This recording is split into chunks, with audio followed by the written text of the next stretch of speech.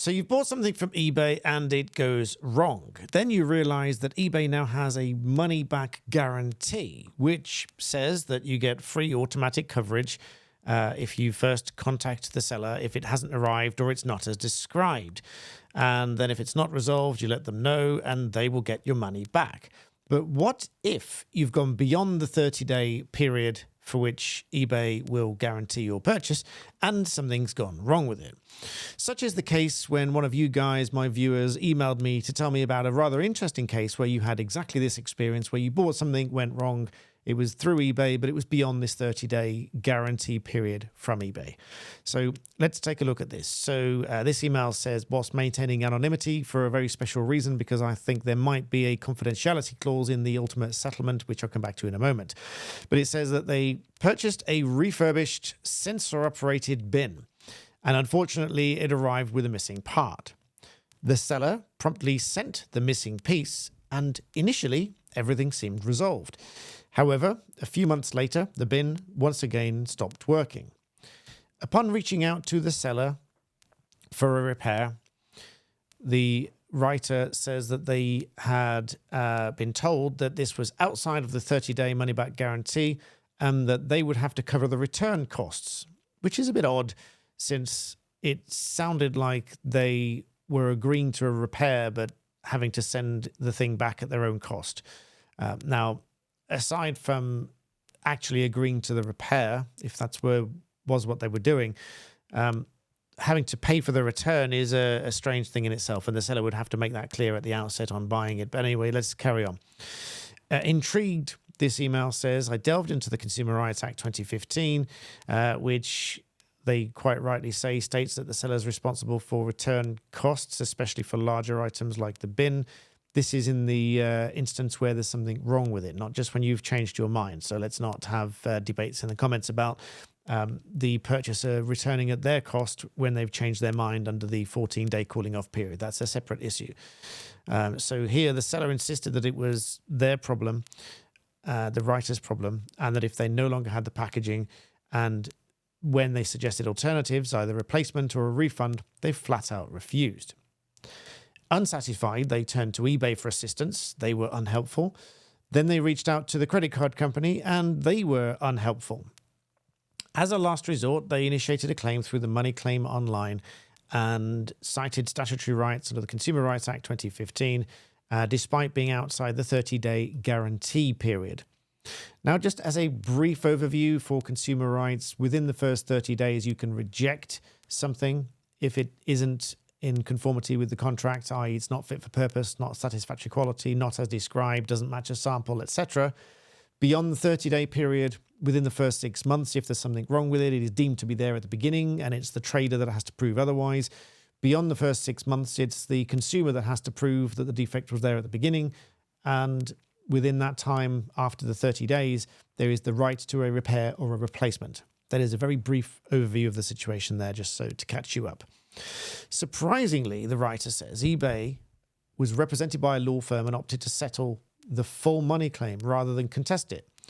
The reason for that is it would cost thousands of pounds, because eBay are not going to just have some in-house paralegal. With all respect to paralegals, are not going to do that themselves. They're going to outsource it to a law firm, which will bill them thousands to defend it, which they won't get back even if they win. This is where the consumer is at an advantage, because companies like this will have to pay those costs.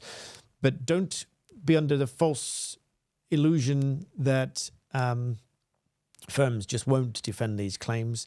I've had firms on the opposite side spend thousands of pounds defending claims that they were never going to win. They would just have to be seen to defend it because they don't want to put it bluntly, they don't want to roll over and just accept these claims when they roll in. However, this says that they signed a settlement agreement, which is where the need for anonymity comes in here, because they might have agreed to a confidentiality clause within that agreement that they might not be aware of, and therefore, obviously, they have to remain anonymous. The funds were promptly transferred a few days later. The experience brought to light fundamental inconsistency between the 30-day money-back guarantee and the Consumer Rights Act, and might be an interesting topic for you guys, my viewers. and underscores the importance of understanding consumer rights, etc. So here we are. So here's the real lowdown on all of this. The 30-day guarantee period is eBay guaranteeing that 1, you receive it, 2, it's as described. Otherwise, eBay will sort it out for you. That is what their website shows here. And this is how it works. You get free automatic coverage. If there's a problem with it, you go through the history, you try and reach out to the seller, and you try and sort it out with them. If not, you go to eBay, they help to sort it out. You start a return, you ship it back, you receive a refund, etc.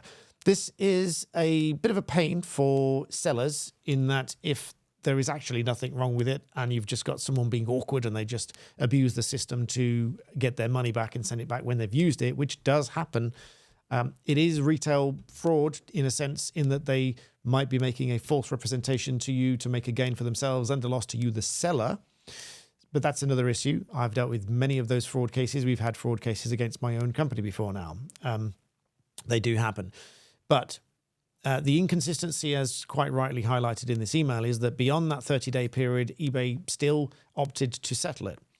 Now, that will be choosing to settle the claim rather than go and fight it in court. Because if it was, let's say, for £50, this bin, or I don't know how much it was, they are not likely to spend thousands of pounds defending a claim when they can just settle it. And in any event, they'll probably go back to the seller to recoup that cost anyway. So that is my take on that. It is a discretionary move by eBay to settle that claim. So where do you stand otherwise? Well, otherwise, apart from this guarantee with eBay, your contract is with the seller. There is a provision of services by eBay, but that is only insofar as the system of eBay works. Your contract for the purchase is with the seller of the product. And it's they who are liable to ensure that it meets the description, it's satisfactory quality, it's fit for purpose, and so on. And just as an aside, I've had all sorts of strange cases where samples have been provided and the ultimate product delivered didn't match the sample, but in court the judge has said, well, it was close enough. And I've really thought, that's not quite right. I've thought, well, I don't really agree with that. I don't think it matches the sample, but it's a very subjective thing. And unfortunately, you cannot challenge these things just because you think the judge is wrong. If you think the judge is wrong in law, that's a point of appeal. You can ask for permission to appeal from the same judge. And if they refuse, you can ask, again, a more senior judge for permission to appeal. And then you can go and have the hearing again. Or if you think there's a procedural irregularity or some other strange thing, then you can perhaps do that as well. But you can't just go and appeal because you disagree with the judge's decision. That's not really how it works.